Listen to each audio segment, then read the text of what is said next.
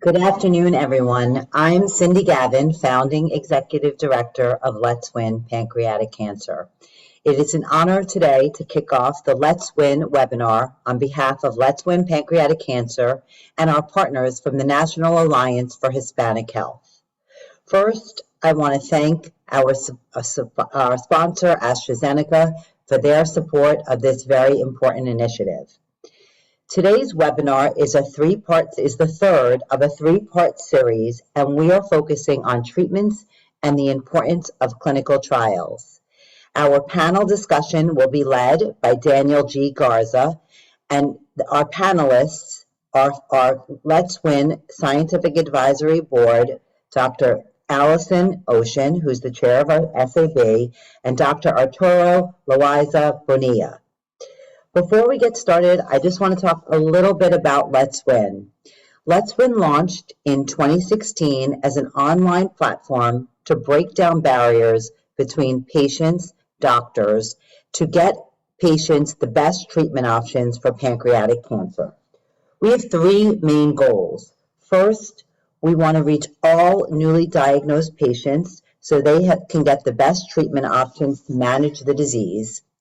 We also want to raise awareness to educate those at highest risk due to family history, genetic disposition, or the link with new onset diabetes. We also provide hope and inspiration to newly diagnosed patients. Since inception, Let's Win has published over 750 unique science-based stories featuring the work of over 200 medical professionals from over 100 institutions. We've also shared the voices of 200 patients and have published over 65 unique survivor videos. All of this information is available in both English and Spanish, and everything is medically vetted. Now I have the honor of introducing my partner, Marcela Gaitan. Marcela, are you here? From the National Alliance for Hispanic Health. It is an honor to partner with you over the past few years on this important initiative. Thank you, Cindy. As Cindy mentioned, my name is Marcela Gaitan, and I work with the National Alliance for Hispanic Health. We are also very happy to be doing another of these programs with our colleagues from the Let's Win Pancreatic Cancer. We know, as a public health organization, we know the importance of providing up-to-date and accurate information to our community so they can make informed health decisions. The Alliance is a public health organization, and our mission is best health for all. Our work in public health is based on what we know about culture, people, and science. We also believe in community-based solutions, which is the core value of the programs that we implement. One of these initiatives is the one that I manage, is Nuestras Voces, a network program, which is a CDC-funded initiative to address commercial tobacco use prevention and cancer prevention with a focus on underserved Hispanic communities. So this is one of the areas that we address, providing, like I mentioned before, accurate and up-to-date information so people can make informed decisions, specifically when it comes to cancer. We know the importance of cancer screening. We know the importance of knowing the risk factors of different types of cancer. And we know also the importance and advocate for clinical trials so we can find the best ways to treat our community members so they can have they can manage their conditions, but they can also have a quality of life. And now, without much ado, I'm happy to introduce our moderator for today, Daniel Garza, who is an advocate for HIV, anal cancer, and PTSD due to health issues. His career in public speaking goes back to 2001, and he enjoys moderating talks regarding health issues. Like in this case, he's our moderator for today's program. In addition to health issues, also issues that affect the Latinx community and the LGBT communities. He's also a stand-up comic, a Reiki master, and a taco lover. So Daniel, it's a pleasure to have you today to be our moderator for the program. Thank you, Marcela. Bienvenidos a todos. Welcome, everybody. I want to start by letting you know the format for today. So we're going to have 15 minutes with each doctor, followed by a Q&A. So ask your questions throughout, and we'll be keeping an eye on the chat. Also, a couple of things to remind you of. Trying to close my screen here so I can see my notes. We wanted the importance of today's webinar. Technical issues today. Be aware of treatment options. Ask your doctor questions about what's right for you. Understand the importance of clinical trials and work with your physicians to make important choices. And remember, today's webinar, we are not offering medical advice. This is our doctor's opinions, and so keep your questions according to that. Also, I don't know what's happening with my computer today. I think it's an off day. There we go. We want to also, I want to mention, please, at the end, there will be a survey, and in order to help us bring you better webinars, please complete the surveys that you will be getting at the end of today. We want to remind you of the losses, the people we have lost to their battle with pancreatic cancers, people such as people in America and in Canada. John Lewis, Ruth Bader Ginsburg, Alex Trebek, and Aretha Franklin are among some of those. In our last webinar on October 25th, we discussed the risk factors and symptoms of pancreatic cancer. This webinar is currently available on the Let's Win Pancreatic Cancer YouTube channel. So go check it out and subscribe to our channel. Today's webinar, which focuses on treatment options and clinical trials, will also be available on the Let's Win YouTube channel. Plus, everyone registered for today's event will receive the direct link to access the webinar recording at the end. So rest assured that if you miss anything or you have to go, you will get a recording of today's messages.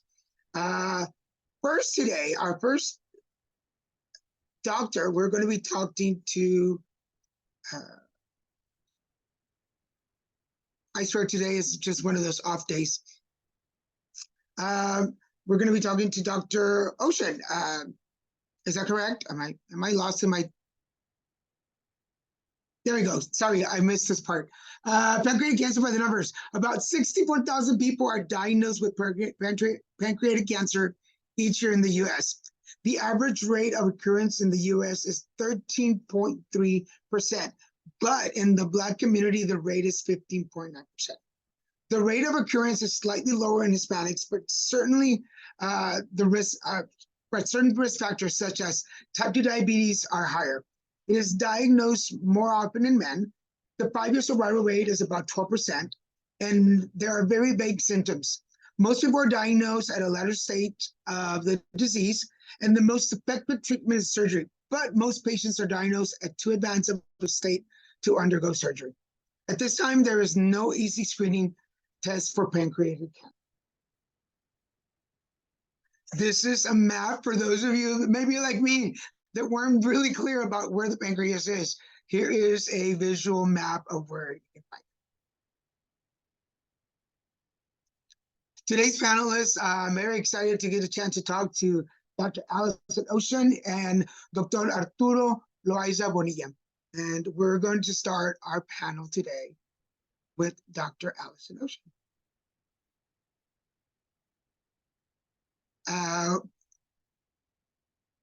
There she is.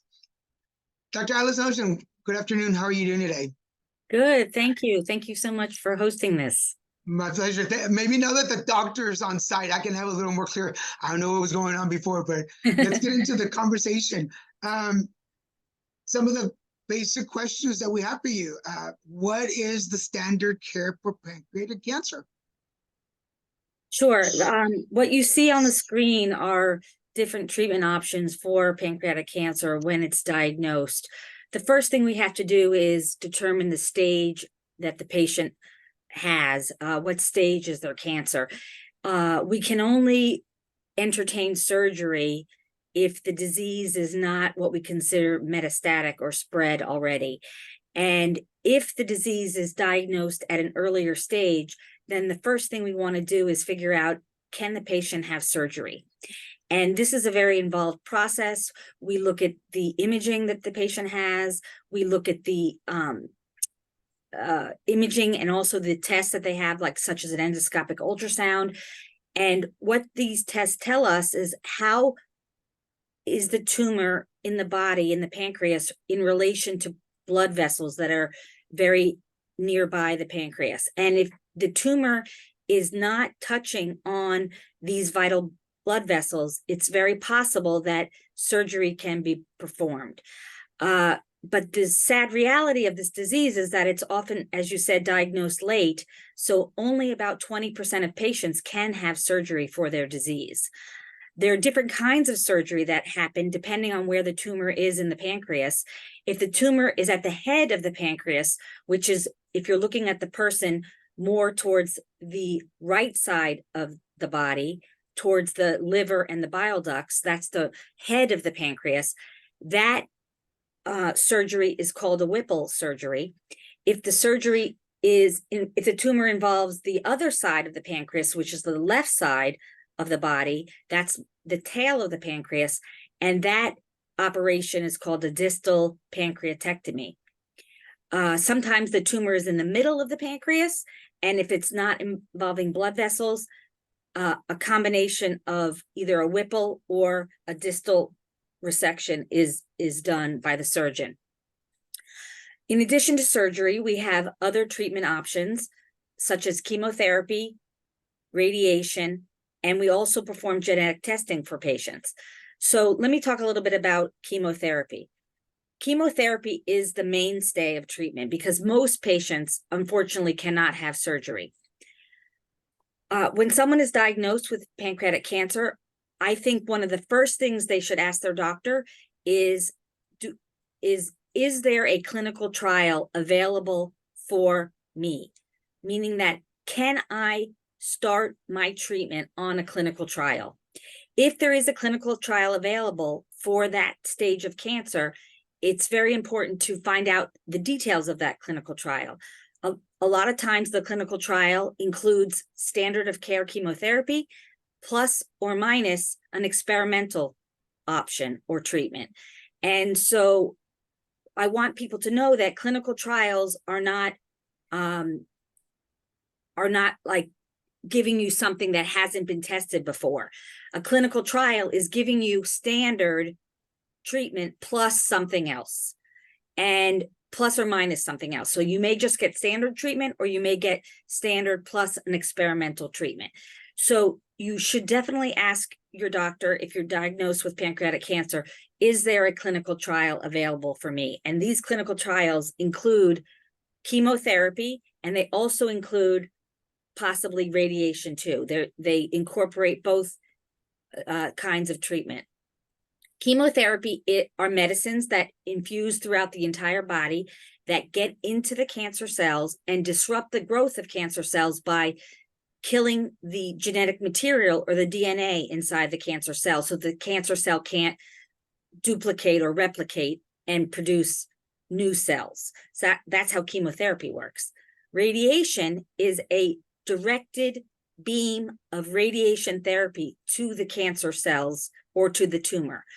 And that kills the tumor directly through radiation, through basically giving heat energy or radiation energy to the cancer to kill it, to disrupt its growth. So that's the difference between chemotherapy and radiation. Gotcha. And one thing that I also want to touch on is genetic testing. Anyone who is diagnosed with pancreatic cancer, regardless of your family history, should receive genetic testing. Why this testing is so important is because we need to find out what caused the pancreatic cancer. And sometimes it's a mutation in a certain gene that can cause the cancer. And why is that important? It's important for choosing therapies for the patient, but it's also important for their family. If someone carries a genetic mutation that caused the pancreatic cancer, we need to find out if that genetic mutation was also inherited by family members. So we would first test the patient, and if the patient carries a mutation that can lead to pancreatic cancer, then we go about testing family members and to see if they have inherited the mutation. All of these mutations have a 50% chance of being inherited by the children of the patient or by the siblings, the brothers and sisters of the patient. The genetic testing can impact treatment because it can help us hone in on specific therapies that are matched to that specific mutation, and that those are considered to be targeted therapies or mutation-driven therapies that are also part of standard treatments as well as clinical trials. So that's why it's very important to get genetic testing when you're diagnosed with pancreatic cancer. Wow, a lot of information. Let me unfold some of this that you just talked about. Well, obviously, you talked about the different types of surgeries, which is really important for people to know that it's not just one group. But I wanted to touch a little bit on trials, because a lot of times patients, clients, we're expecting the doctors to bring up the trials, but it is important for us to be informed, correct? Absolutely. I mean, we hope that the oncologist will bring up trials for patients, and they most likely will if they have trials available at their own center. But sometimes a trial may be at a different center. And that's why I think it's important to ask the doctor, if your center where you are practicing doesn't have a clinical trial, is there a clinical trial perhaps at a nearby institution or a different institution? Or a lot of patients have asked me, well, hey, my daughter lives in Texas. Could I look into a clinical trial there?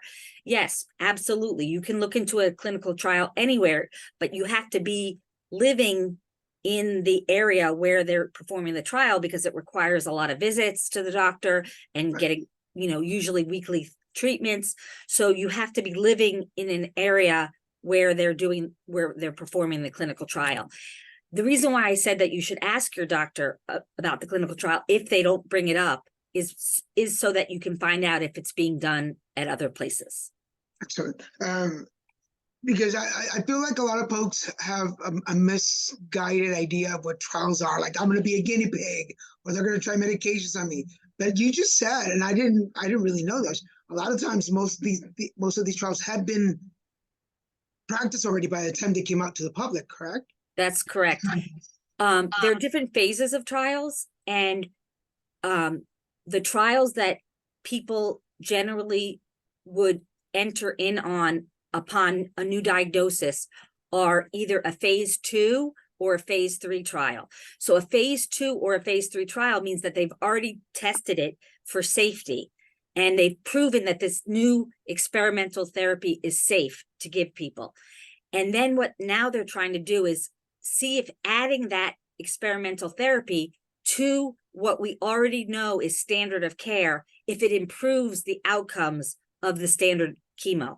So patients at a minimum will receive standard treatment, but they may receive standard plus something else. All right. And for everybody watching, please get your questions ready. I know you have some questions, but the last question I have for you is talking about testing.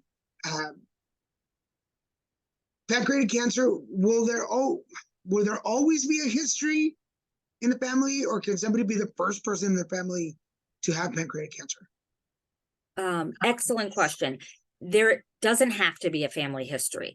And even if there isn't a family history, we still want to perform genetic testing, because someone can be the first person in their family to have the manifestation of this gene. So it doesn't matter that they haven't had relatives in the past with that, with pancreatic cancer. They still should get tested. I want to just clarify the difference between genetic testing, which is blood testing, and also genetic testing or molecular profiling of the cancer. So we can do testing on blood, or we can do testing on the tumor itself, the cancer itself. Both are considered genetic tests because they're both looking into the genes. The blood test are the genes that exist in someone's hereditary line. The cancer testing or the molecular profiling are gene testing on the actual cancer tissue, the cells that make up the tumor. And we do tumor profiling to find out what genes are mutated within the tumor so that we can find out possibly what therapies we can use on that tumor. We need to do molecular profiling on the cancer itself because we want to also find out if a patient is perhaps eligible to receive immunotherapy, which is a whole different class of treatment other than chemotherapy, and it's very different. It's pretty rare that patients can receive immunotherapy for the treatment of pancreatic cancer, but it's not non-existent. We need to check for it. So that is why tumors need to be profiled and tested, and also blood needs to be tested. Thank you for the information. And it's excellent to get those testings. I told people that's particularly as the son of immigrants, sometimes our medical history gets stuck in the border. It never makes it here. So we don't know what's in our history. So something like this is really important. Thank you, Doctor. I'm going to let you rest for a little bit, and then we'll come back a little later for the Q&A. Thank you for all the information. Thank you. Next, we're going to bring on Dr. Arturo Loaiza-Bonilla. Dr. Arturo, bienvenido. How are you doing? Good. Thank you so much. Thank you for the opportunity to be here. And, thanks for all the folks who are listening and watching and asking questions. And I see some questions around the board. Remember, we'll get to those at the end. And I understand we were already jumping into your part a little bit. So let's just go straight into it. The importance of clinical trials, and I'm going to throw in a little extra in there, more so important in the Latino Hispanic community. Yes, so, I'm Hispanic myself, director of research, entrepreneur. I really want to solve the issues with patient enrollment using AI and knowledge. So to me, this is extremely important, particularly because we're going to be able to solve a lot of disparities that are happening in clinical trials. So as you all know, and just as a reminder, a clinical trial is basically a research study that tests new medical developments in people with pancreatic cancer and other cancer types, etc., to determine if they're safe and effective and potentially bring opportunities to develop new treatments for diseases like pancreatic cancer that has such a much unmet need. So as part of that, the key thing is that very few folks know about clinical trials because, as Dr. Ocean has mentioned, not all the trials are in your facility. It's almost impossible. I mean, I try to bring as many trials as I can as to my hospital, but it's impossible to do so because you need basically unlimited resources. And second, this is something that needs collaboration. All of us need to be part of research and get patients and meet them where they are so we can get a trial that is closer to them. And we basically, the same way we check for vital signs, clinical trials should be essential for all cancer patients. So that's almost kind of my motto.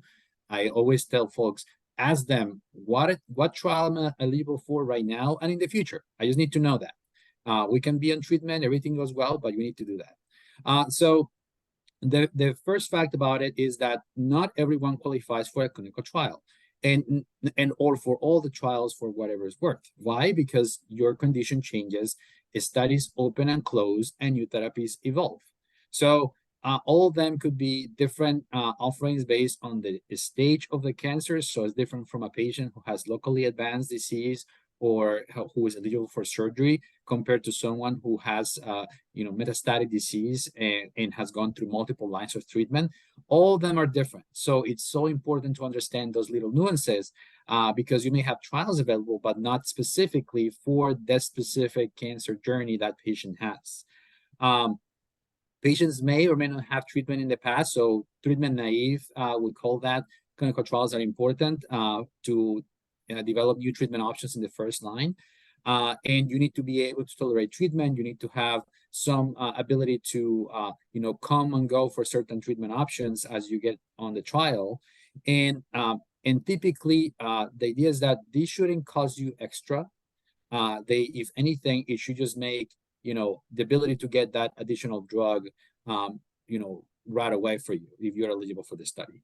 So, and these new treatments are tested on everyone. So they should include patients from all different backgrounds, ethnicity, and racial and beyond, because as we all know, this is something that is really challenging. So also remember, as Dr. Rocha had mentioned, that there are certain trials that are specific for a mutation. So if a patient has a BRCA or BRCA gene mutation, there are different trials compared to others who may have an NTRK fusion or MSI high status, or new ones that are coming up and emerging that are becoming now the new kids on the block in terms of research. So that's the part of the conversation that, and I can start with that. Of course, there's more to always passionate about, but yeah, I want to let Daniel to guide the conversation. Yeah, of course. I'm sure people can pick up some questions from that. Como Latinos, and I came from that family. Ay, no te metas. No, don't go looking for. Don't look good. No busques problemas, decía mamá. Don't look for problems. But why is it important, and why should we participate in clinical trials? Well, for many reasons. First of all, this is you get more options available that otherwise are not ready yet. So all the developments that happen in pancreas cancer and other cancers, as we're fighting this war against cancer, has been brought by clinical trials, by courageous folks who have been willing and able to participate in clinical trials, and also not only helps you, but helps future generations. So it almost becomes almost a legacy, not because you're a guinea pig, no, at all. Like, it's more because you are helping yourself and you're paving the way for future treatments that are better than what we currently have. So it's almost like a win-win-win, because the patients win, we win more time, hopefully, if the treatment works. We understand mechanism of action. We understand how to improve symptoms and manage things that come along with those trials. And also, we're helping the overall future for other patients don't have to go through the same drugs that sometimes we have to deal with right now after we have exhausted options. So it really opens a lot of opportunities for us. Yeah, I believe that research, trials, studies, esas son cosas, those are things that we should want to be part of, so that our culture, our people can be more identified. And then there's more things available for us. Pero mucha gente también, a lot of people are like, ay, se va a tardar mucho, it's going to be a lot of time. There's not a set time for studies, correct? Right. So a clinical trial is something that typically is readily available if it's open and active.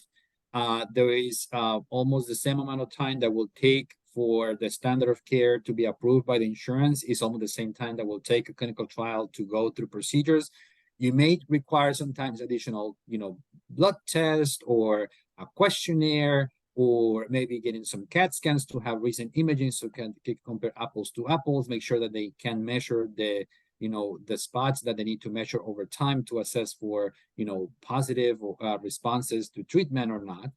And but overall, you're not wasting any time. If anything, you may get the chance to get this drug in a smart way that otherwise may not be available for you right now. So there's a number of trials that they require you to go through certain lines of treatment, and if you have passed that, benchmark, you are not eligible for that clinical trial at all. So it's one of those things that it's important to know your trial options from the very beginning of the diagnosis.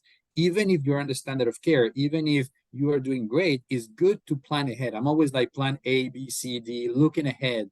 And because that's what I want for myself and for my family. And unfortunately, I had dealt with family members with cancer, including my brother had leukemia. And I'm always saying, okay, vamos, let's go for it. We need to work on this. We look at treatment options because that's how we help ourselves, and we are helping the future of others to be better. All right, and before we move on to the Q&A part, with Dr. Ocean, we were already talking about things to look for when deciding to be part of trial. Distance, care team, support team, caregivers, todo eso es muy importante. ¿Quién te va a cuidar? ¿Quién te va a llevar? ¿Dónde estás? But let's not take responsibility off of the clients and the patients. What are some things that we can do as a client or a patient to make the trial journey better? Yeah, so always ask the questions about the location of the trial. So knowing what trials are available. So first, there's different resources that we'll discuss in a minute. I use Massive Bio because I'm very passionate using AI, but Let'sWin has a resource, Panca has a resource. You can go to clinicaltrials.gov, your doctor. Once you have that information, then you need to understand the frequency of the visits. What are the costs, the need for care? There's a lot of resources available for patients. So don't hesitate to ask, because everyone is interested to get you into a trial, but we have to be our own advocates. If we don't ask for them, if we are not understanding what that treatment journey means, we won't be able to really help ourselves to plan ahead and make everyone's lives easier. So we want to encourage all kinds of patients, but we know, even paying for parking space is hard. And if it's going to be an extra visit, you need to make sure that that's accounted for. The good news is clinical trials account for travel. They pay for it in many patients. Just ask. So don't assume is that, okay, I'm by myself. If you are in a clinical trial, not only you have an extra pair of eyes clinically, but there's also an extra layer of support that can help you to go through treatment in a meaningful way.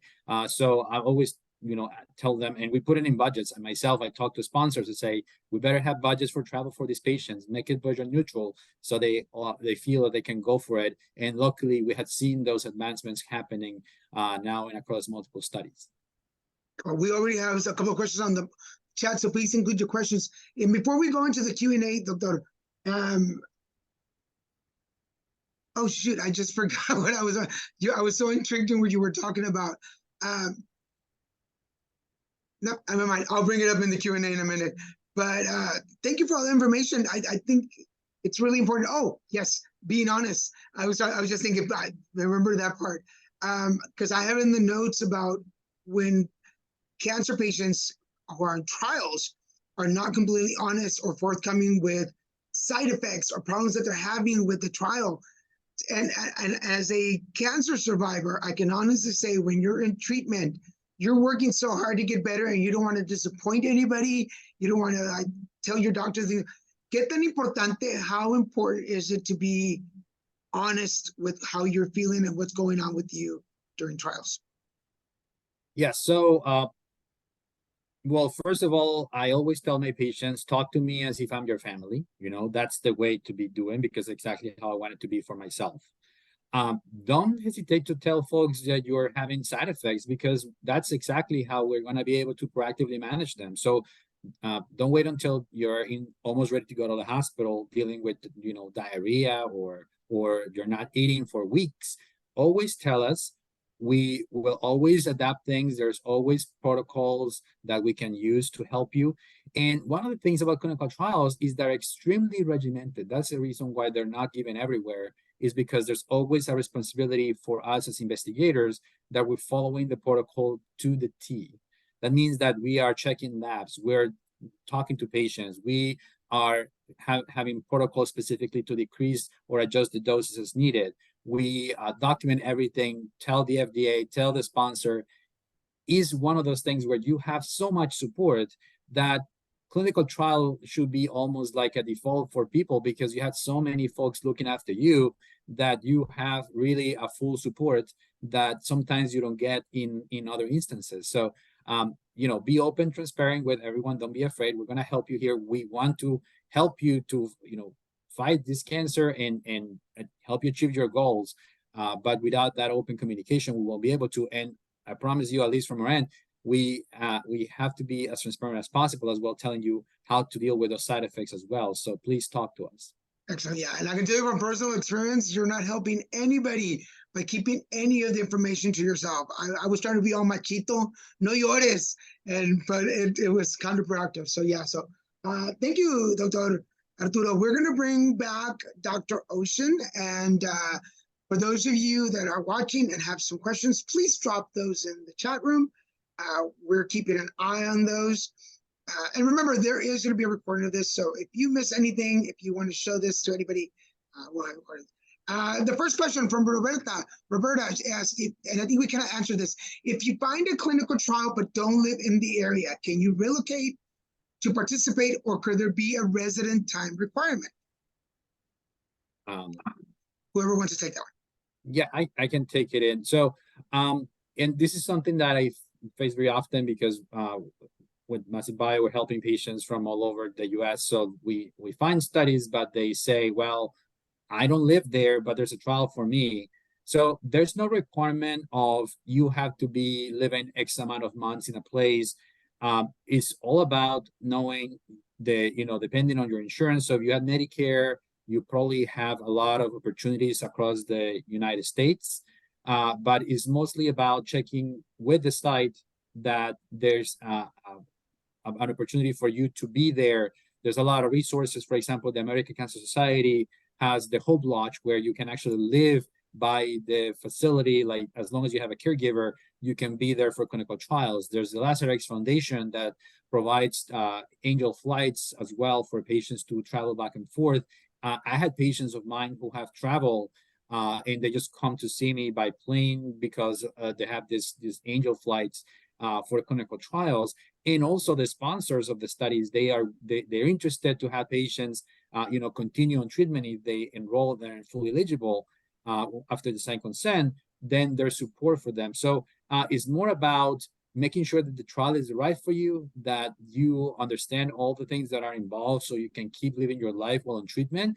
And then we can help you to find the rest. Just talk to us and we'll find the best resources for you and be as honest as possible. Sometimes the trials are actually closer to you, but you don't know it. So we help you navigate that.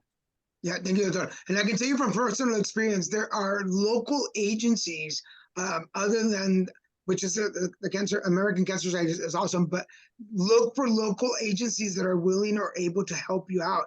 Sometimes there's vouchers for transportation, there's caregiving options, so do not underestimate. And I know, les digo, se le cierra el mundo uno, your world just gets small. That was part of my idea, my story. I think this next question is good for you, Dr. Ocean.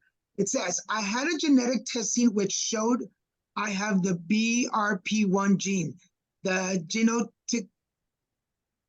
genoticos called, and asked, oh, I got it. And if I wanted to complete testing, does genetic testing go beyond the BRCA and BRP genes? This is from Terry. Did that make sense to you? I think there were a couple of types.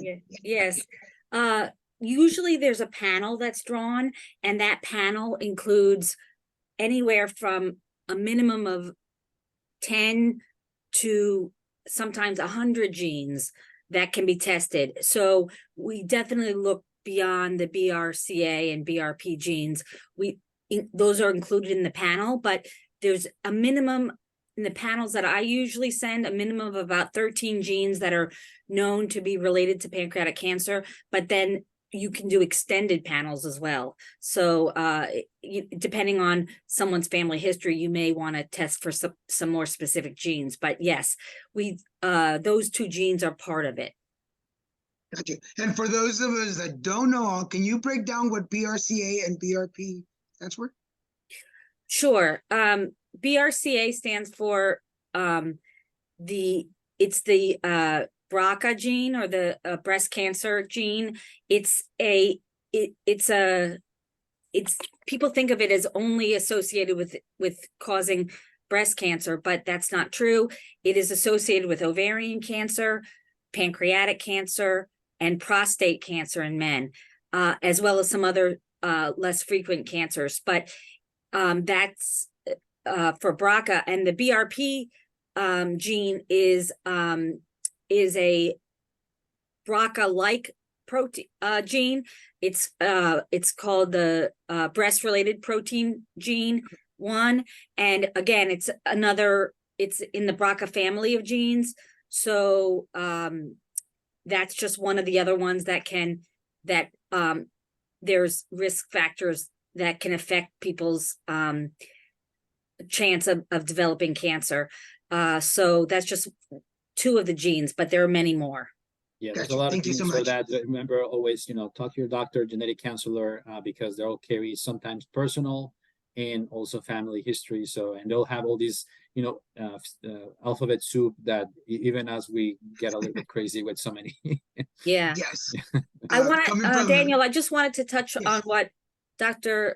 Bonilla was talking about before, about clinical trials and support. Many clinical trials, the sponsor of the trial, which is either the institution or perhaps a pharmaceutical company, they actually cover transportation costs for you to come to the trial, or if you have to stay overnight because you have to get up in the morning for an early blood test, that's part of the trial. They'll pay for a hotel visit night for the, close to the center. So you should definitely ask the study people,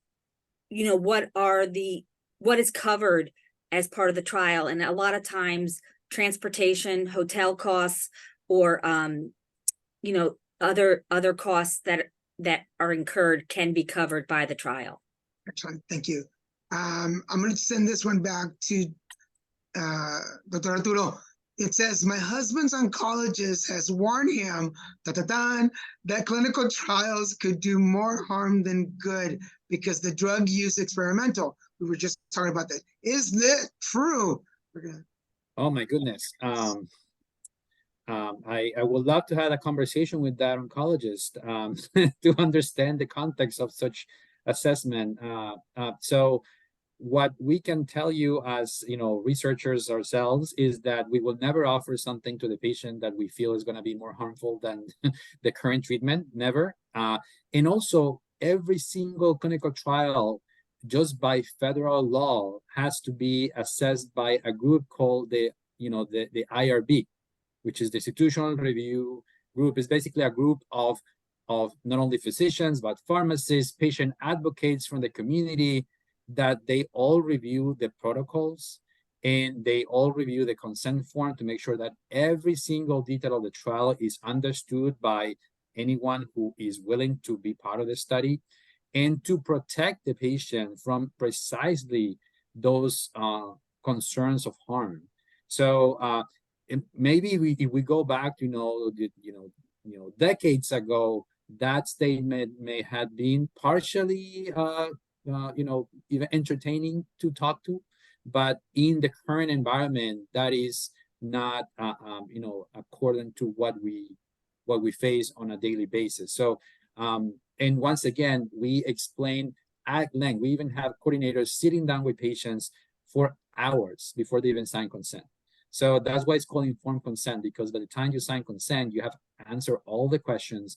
And that's why I always encourage more information, the better, as long as information is coming from a reputable source, of course, and make sure that you understand the side effects, etc., that are described. But once again, there's a lot of safeguards, and we always offer the standard of care plus something else. So it's not that we are withholding treatment or it's going to be more harmful because experimental. Remember, all these things have been tested before, also in cells, in mice, then they go for phase 1, and also depends on the phase of the study. Phase 1 studies, when, for example, you're trying to assess the safety of the drug, very few number of patients. They test 3 patients at a time, and they wait for months before they even go to the next cohort. When you have gone to phase 2 and phase 3 clinical trials, the safety and the dose of the vast majority of these drugs have already been established. So always ask the question. But I think that I would love to have the conversation once again with oncologists about cleaning that assertion. Let's go together and be like, what? And so for you those have to of you remember, yes. you have to remember that every medicine that is FDA approved for any illness whatsoever was studied in a clinical trial. So that's the only way we're going to ever get improvements, is if we put patients on trials and test these drugs, because that's how we get new drugs and better drugs. Thank you. Yeah. So for those of you watching, if you're going to share this, all that paperwork that you have to read and sign has a purpose, and that's why they give it to us, is to make sure that we understand. And trials, research, surveys, group, all that takes time to put together. So just remember that. I only say this because I've been part of several different things. I think I'm going to take this one back to Dr. Ocean. Dr. Ocean, Nancy asked, I was tested for BRCA and malaris. Is that good? I don't understand that question exactly, but is that that maybe they're asking specifically about the brand of the testing? I'm not familiar with that. Nancy, if you can expand on your question, Nancy, we would love to answer that for you. Send it our way. We'll have a couple more minutes. We'll see if she can send us some more information on that. I have some questions that we have saved just in case.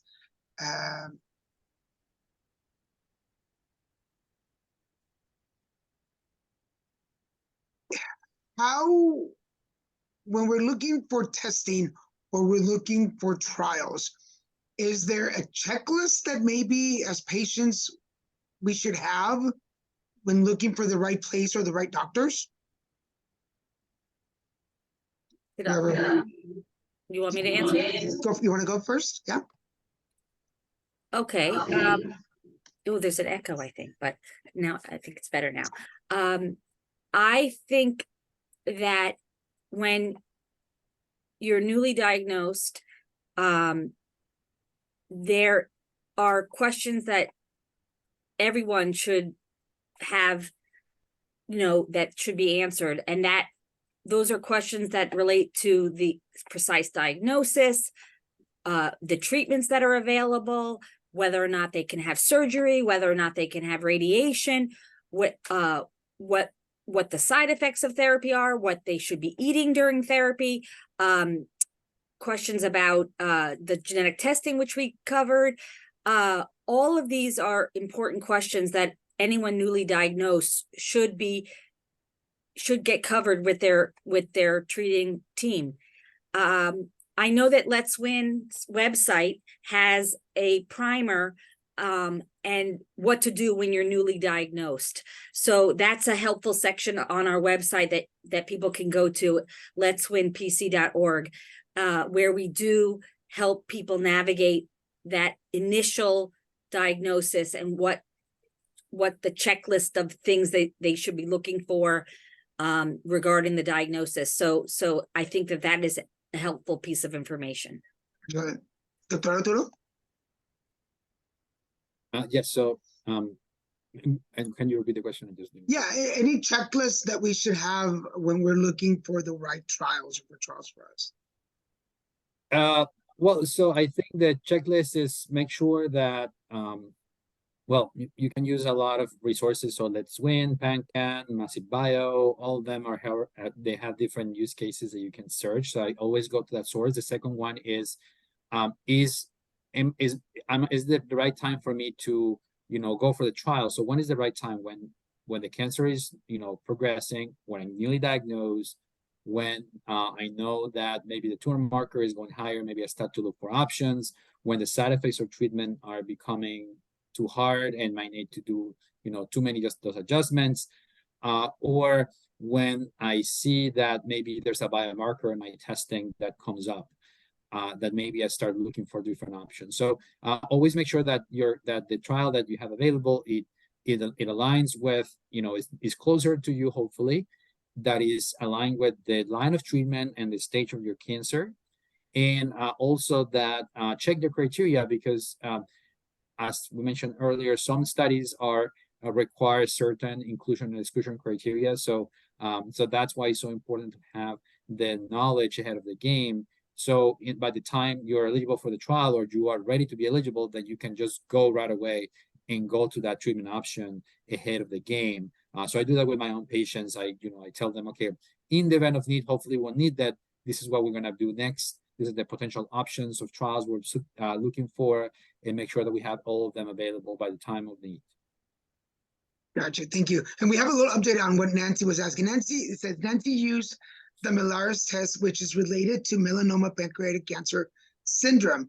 We're assuming she's asking if the test is good, and she has a family history of melanoma and had a spot on her back in December. We just want to add that if that made any sense. But any last thoughts before we go, Dr. Ocean? Just to finish up on that question. That's a very specific genetic test looking for a connection between melanoma and pancreatic cancer, which it's connected on a gene called CDKN2A. So that's a specific test for that cancer syndrome. I'm not familiar with that specific one, but that gene is part of almost every genetic panel. So it is included. So it won't get missed by doing most of these standard panels. Mhm. Just in closing, I really think we need to stress the importance of being an advocate for yourself and or for your loved one in asking these questions about what's the best treatment for me, what's the best treatment for my stage of cancer, should I be going into a clinical trial, should I be considering this trial versus this trial if there's two to choose from.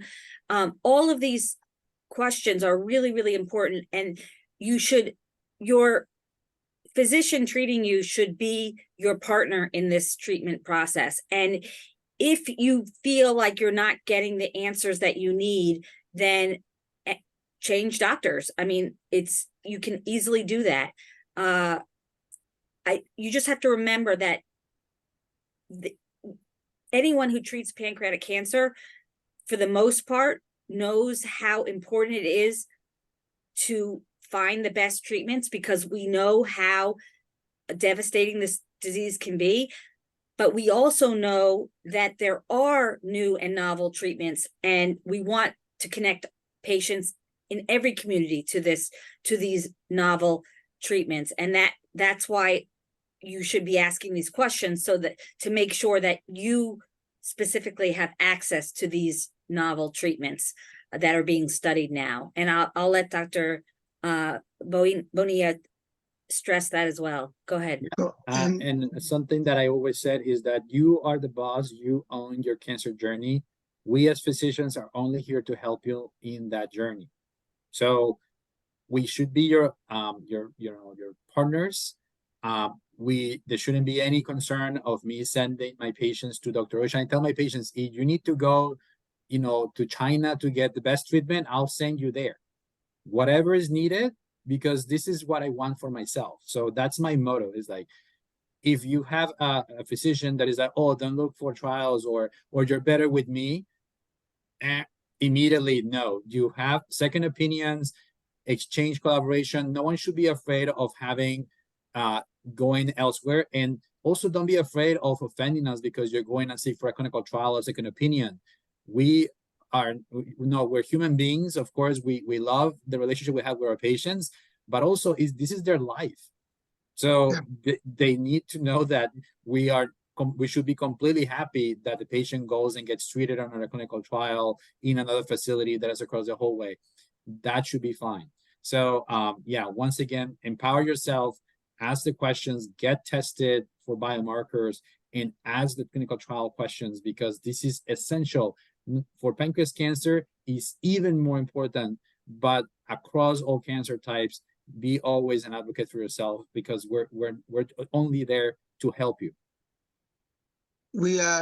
I always tell folks when I do peer counseling, if your doctor gets annoyed because you have questions, run. It's your life that you're talking about, and they should want to see you better. And before we go, we had one more last question. I think since we're closing with Dr. Arturo, it seems a lot of the clinical trials are for the initial tumor or newly diagnosed. Are there trials for when the cancer has metastasized after the initial surgery? Yes, so absolutely. So it's a matter of sometimes is the refinement of the search. So some studies, they may be not only for pancreatic cancer, but they may have cohorts for pancreas cancer, and therefore advanced, multiple lines of treatments.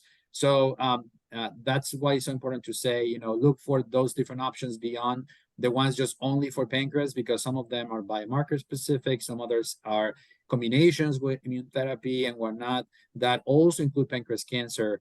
So that's the nuance that some of those studies have, that they look like a basket study or an umbrella trial, but they all have different cohorts inside of them, and that's why it's so important to ask the questions. Excellent. Thank you so much, Dr. Allyson Ocean and Dr. Arturo Loaiza-Bonilla, thank you so much for your time. It's been a pleasure. I'm sure folks have more questions, but we have your information. I'm sure they can reach out to you. Thank you for your time. Thank For you so everybody much. else, thank you. For everybody else, remember, you will get a survey and a copy of this video.